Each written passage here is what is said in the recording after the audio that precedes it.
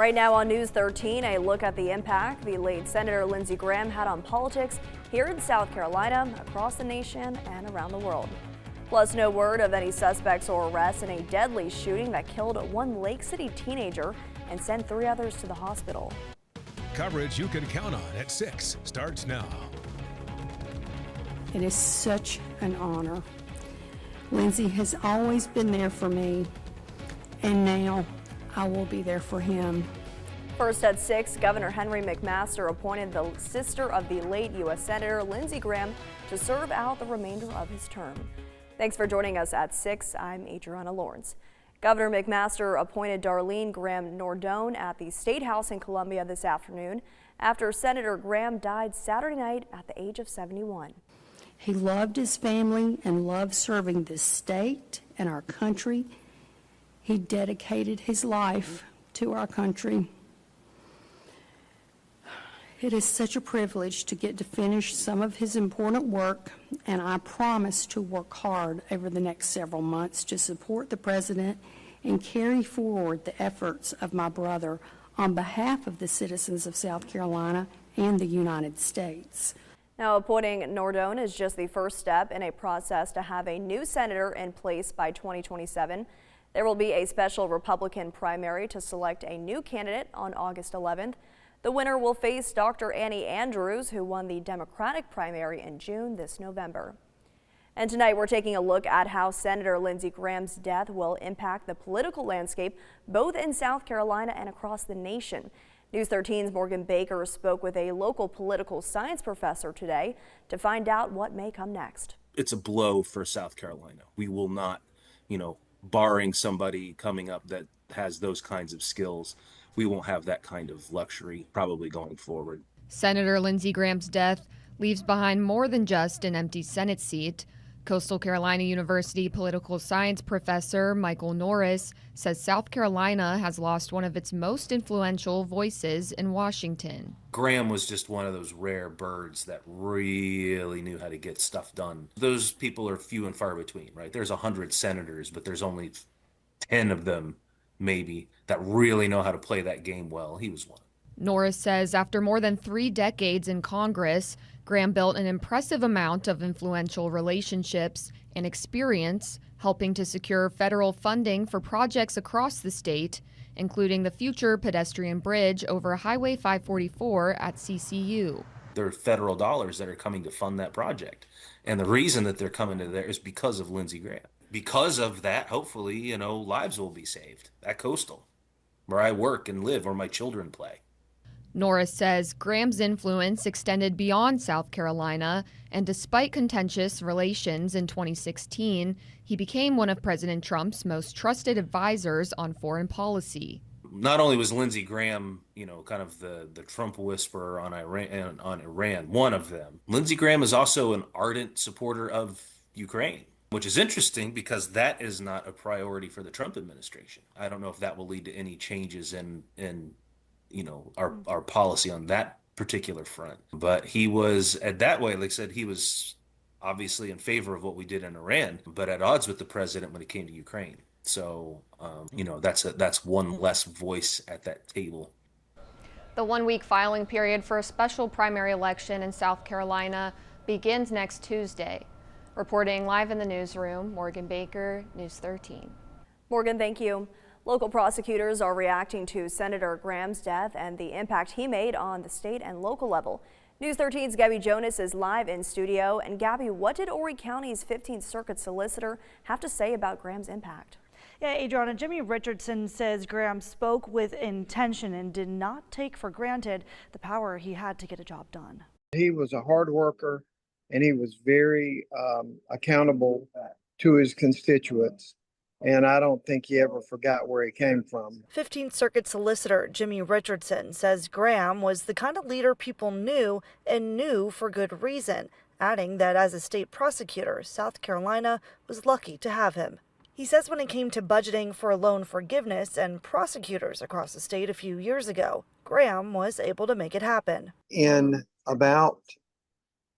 was very busy, but in about 5 minutes, Senator Graham had figured out what the problem was, said, how much money do you need? Um, and he was able to make that work in like a 5-minute conversation. And the system, not just locally, but nationally, was saved. I don't know anywhere else in the other 49 states that could happen that quickly. Richardson says Senator Graham's respect came from decades of trust gained locally, nationally, and internationally. He says Graham could have easily shielded himself away from the problems the state faces to focus on foreign policy, but says for him to still visit local leaders recently in June, on top of meeting with President Trump and foreign leaders, shows the kind of power and leadership he carried. As soon as the shock sort of wore off, it was some of the fond memories of the things that he had done very concretely to help our area. And I don't know that anybody realizes how big of a hole this leaves. A new senator, whoever that is not going to be able to step into that powerful of a role.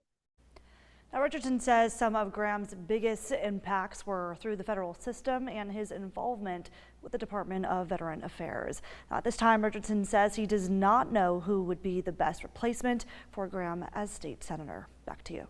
Gabby, thank you. And right now at WBTW.com, you can read reaction to Senator Graham's death from local, state, federal, and international leaders. Senator Graham's office shared that preliminary medical examiners ruled he died due to a tear in his aorta, also called an aortic dissection. The CDC describes it as an inner layer of the body's main artery, tearing open in this case due to chronic plaque buildup. Doctors say a high percentage of aortic dissections are immediately deadly, and of the patients that do make it to the hospital, only about half survive. That's because the illness often comes with little warning, and there's typically already a significant amount of damage. When a patient has an aortic dissection, they typically feel normal 1 second, and the very next second they're having excruciating chest pain. And that's because of the tearing effect of the blood separating the walls of the aorta. Doctors say aortic dissections is extremely rare, so if you have a family history of sudden death, heart disease, and high blood pressure, it's important to get it checked with a primary care doctor or cardiologist to make sure you are monitored for this type of illness. U.S. Senator Mitch McConnell, meanwhile, is breaking his 4-week silence after mounting speculation about his well-being. The Kentucky Republican released this photo of him in a hospital bed next to his wife. The senator says he was hospitalized after he fell and was briefly unconscious when he was taken to the hospital. He says he also had to be treated for mild pneumonia. He explained the reason he was silent about this for 4 weeks is because, quote, folks in my generation often hesitate to share the vulnerability that comes with growing older. One PD community is mourning and looking for answers following a deadly weekend shooting. 17-year-old Lake City High School student Zylan Dixon was killed and 3 others wounded. News 13's Eric Cooper spoke with Dixon's former band director. Chelsea Harris is the former band director at Lake City High School and says Zylan Dixon was an extraordinary young man. Authorities say the shooting happened late Saturday night in the area of Glendale subdivision in Florence. Police say 3 other people were hurt but should recover. Chelsea Harris is the former band director at Lake City High School and reflected on her time getting to know Zylan. So when I first met Zylan, he was eager to play an instrument, and he said he wanted to play clarinet because his family played clarinet. He was going to stick to what his family did, and the more I got to know him, the more I saw that he was just a natural leader. With everything he did, he was always true to himself and true to his values. A lot of times when he would come to me, and any time that he would be down in his motivation, he would always tell me, I have my brother and my sister that are looking at me. I have others looking at me, and that's my motivation to keep going, even when mine might be low. So regardless, he was always a go-getter. This is still an ongoing investigation, and anyone with any information is asked to call the Florence County Sheriff's Office. Reporting in Lake City, Eric Cooper, News 13. Eric, thank you. A Florence County woman is accused of shooting her husband in front of 4 children. Authorities charged Tawny Daniels with attempted murder and 4 counts of unlawful conduct toward a child. Officials say the shooting happened yesterday afternoon on Daniels Road in the Lake City area. We don't know the man's condition tonight, but authorities say he should be okay. Daniels is in jail awaiting a bond hearing. An early morning wreck in Horry County killed a pedestrian. It happened around 3:30 this morning at Highway 707 and Circle Lane. The Highway Patrol says the driver was headed north on 707 when they hit a person walking in the road. The pedestrian's name has not been officially released. No word tonight if the driver will face any charges. Next on News 13, Horry County officials update where land in the county could potentially be rezoned for future industrial use. And Frank has your most accurate forecast when News 13's local coverage you can count on continues.